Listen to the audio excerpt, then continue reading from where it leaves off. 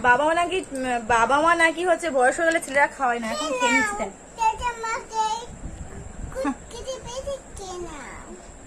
কি হয়েছে আমার, কি হয়েছে? আমার খুব খিদে পেয়েছে, আমি খেয়ে নেবো। আচ্ছা ঠিক আছে। দারুণ টেস্টি। তুমি একটু খেয়ে দেখবে? খাও।